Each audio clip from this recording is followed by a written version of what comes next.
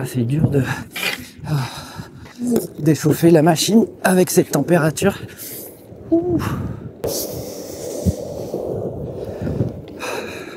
Vache. Oh, ça caille. Ouh. Et bonjour, comment ça va? Je sais pas si vous allez voir ça, mais purée, il caille. On est lundi matin, et je me suis chauffé encore une fois pour venir skater un petit peu. Et j'ai trouvé ce spot vraiment parfait pour le dancing. C'est un terrain de pelote basque. Je vais vous montrer. Voilà, regarde ça. C'est pas beau ça. Je vais aller me décrasser un petit peu. Là, j'en ai besoin. Et je vous reprends juste après parce que il va falloir qu'on parle d'un truc. J'arrive.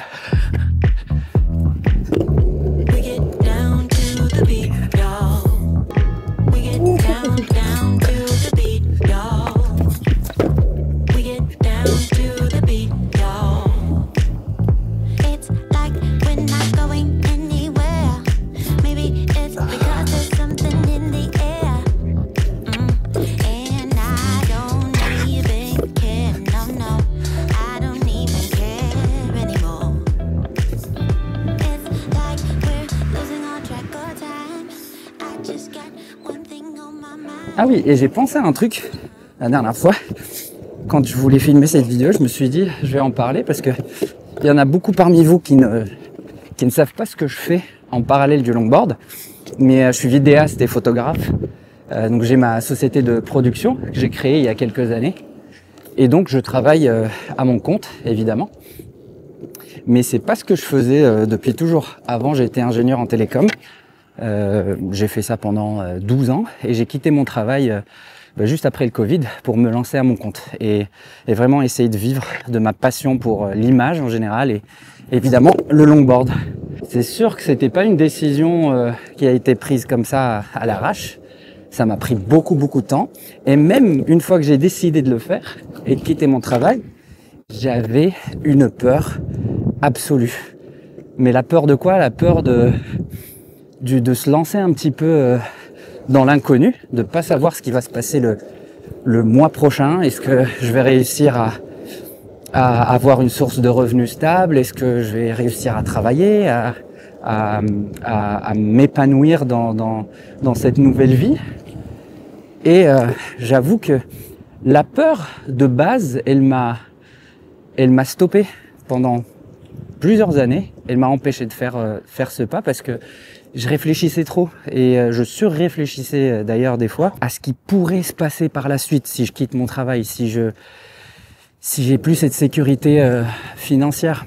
Et c'est vrai que c'est hyper frustrant de rester tout le temps dans ce questionnement et à tout le temps se dire oui mais et si je tentais, et si je vivais du longboard, et si je vivais de la vidéo, de ma passion, qu'est-ce qui pourrait se passer? Le et si, bah ça m'a suivi pendant plusieurs années et jusqu'au moment où je me suis dit en fait arrête tes conneries, il faut essayer parce que si tu n'essaies pas, si tu sautes pas le pas, tu sauras jamais. Mais une fois que j'ai sauté le pas justement, que j'ai pris la décision au final, bah franchement j'ai aucun regret. Évidemment, la vie d'entrepreneur elle est jamais simple. Il y a beaucoup de doutes, il y a beaucoup d'angoisse, d'anxiété qui se rajoutent parce qu'on ne sait jamais comment ça va se passer les prochains mois, on ne sait jamais quelles opportunités vont arriver ou pas. Mais je pense que la liberté qui est arrivée avec cette nouvelle décision, bah ça n'a pas de prix, quoi. Donc tout ça pour dire, pourquoi je vous parle de tout ça d'ailleurs? Parce que je voulais vous parler de la peur. En général. La peur, elle peut nous bloquer sur beaucoup de choses. Elle peut nous faire rater tellement d'occasions de faire des choses incroyables dans notre vie. Je dirais même, la peur n'est pas ton ami. Mais une fois qu'on dépasse cette peur-là, on réalise des choses incroyables. Et pour revenir sur le thème, évidemment, de la vidéo et sur le longboard, en longboard ou dans tous les sports de glisse, la peur, elle peut nous empêcher de nous améliorer, d'avancer, d'apprendre des nouvelles figures, etc. Et c'est hyper frustrant, je le sais. Mais c'est pour ça que j'ai envie de vous en parler et de vous donner quelques astuces pour surmonter justement cette peur-là. En fait, dans les cours que je donne, de longboard évidemment, j'ai remarqué qu'il y avait plusieurs profils de personnes. Il y a les personnes qui vont être hyper peureuses et dès que tu leur demandes de faire un petit move sur la planche, bah elles vont. En fait, c'est pas elles qui refusent, c'est comme si leur corps refusait quoi de le faire. Et donc c'est les personnes qui ont vraiment peur, qui sont tétanisées par la peur. Le deuxième profil, c'est un profil qui est un peu mixte. C'est-à-dire qu'ils viennent pour prendre un cours de longboard, donc ils s'attendent à ce qu'il y ait quand même un petit risque à prendre. Donc ils tentent, mais ça se voit qu'ils se retiennent trop. Et le troisième profil, c'est un peu les casse-cous, les têtes brûlées. Ils arrivent en mode elle est où la bagarre? et qui se lancent dès que tu leur expliques 2-3 trucs, ils se lancent, ils font des trucs, ils font des moves hyper risqués des fois, donc ils prennent trop de risques des fois. Et donc le premier profil qui est tétanisé par la peur, bah en fait, il prend aucun risque, donc du coup il l'apprend pas, il avance pas. Le deuxième profil, bah c'est un petit peu entre les deux, donc du coup il y a quand même une prise de risque minimale, donc ça veut dire que ça va prendre du temps pour apprendre même les bases. Et tu as le troisième profil, la tête brûlée là, bah en fait ils vont apprendre vite, mais par contre ils prennent d'énormes risques. Alors le premier conseil que je vous donnerai, c'est, bon ça peut paraître évident pour beaucoup d'entre vous, mais c'est de mettre des protections. Quand on commence à apprendre le longboard, il y a toujours le risque de chute évidemment.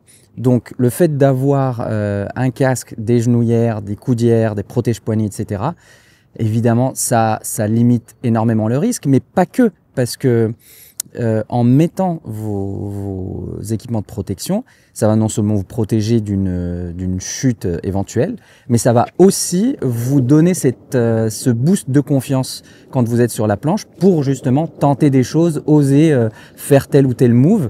Et par conséquent, bah, ça va vous permettre d'apprendre encore plus rapidement. Alors le deuxième conseil que je vous donnerai, c'est d'arrêter de surréfléchir.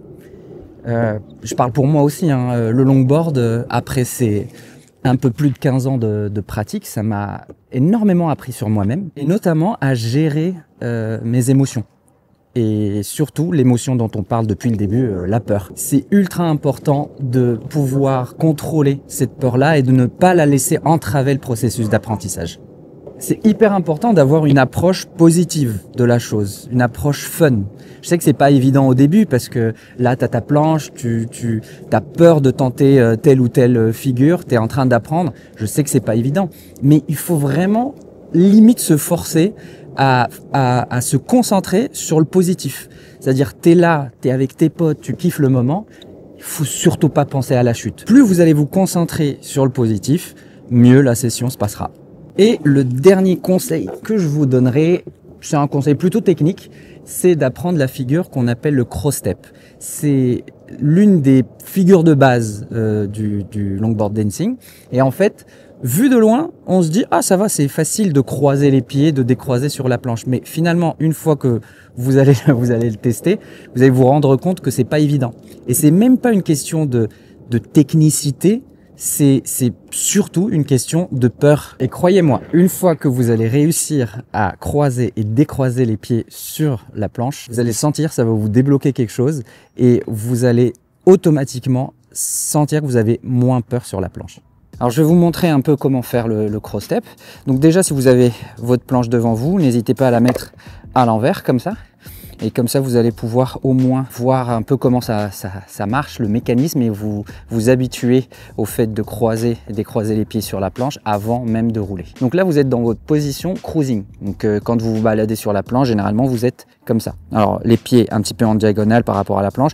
Je ne vais pas aller dans les détails par rapport à ça, parce que je vous ai déjà expliqué tout en détail dans la vidéo précédente. Donc n'hésitez pas à aller la voir.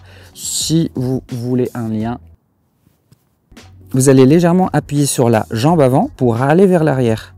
Donc, et une fois que vous êtes à l'arrière, vous allez mettre le poids sur la jambe arrière, tirer le pied vers l'arrière, donc joindre les pieds. Il ne faut pas que vous restiez trop longtemps dans cette position. C'est vrai que ça peut partir en cacahuète à tout moment. Donc dès que vous faites ça, vous essayez de croiser le pied par devant. Et une fois croisé, le poids il vient ici, sur la jambe avant. Et donc, Une fois que votre poids il est verrouillé sur la jambe avant, vous allez pouvoir retirer la jambe arrière, décroiser par l'arrière et finir légèrement devant. Si vous êtes trop devant, tout de suite après, vous allez pousser pour revenir à votre position initiale. Là, concentrez-vous sur les genoux. Je suis jamais droit comme ça. Je laisse un petit peu de souplesse au niveau des genoux. Comme ça, cet angle-là, il est beaucoup plus ouvert et je m'en mêle pas les pinceaux. Ça sera beaucoup plus simple d'avoir les genoux comme ça que comme ça. Et une fois que vous avez tout le poids sur le pied avant, ben en fait, celui-là, vous allez un peu casser la démarche histoire d'enlever un peu de tension et après, vous le décroisez. Donc là, au début, quand vous apprenez le cross-step, ça va donner un truc de ce style-là. Tac, tac, tac, tac, tac, tac, tac. Ne cherchez pas à le faire comme ça en faisant des va-et-vient, des carves. Faites-le déjà en ligne droite et après, vous pouvez rajouter un carve, ça sera beaucoup plus stylé. Aussi, n'hésitez pas à utiliser vos bras pour garder l'équilibre. Donc vous pouvez être comme ça, c'est pas très grave. Clac, clac. Et ensuite, une fois que vous allez vous sentir à l'aise, vous pouvez rajouter un carve, croiser d'un côté, décroiser de l'autre. Bonjour. Et donc ça va donner un truc de ce style.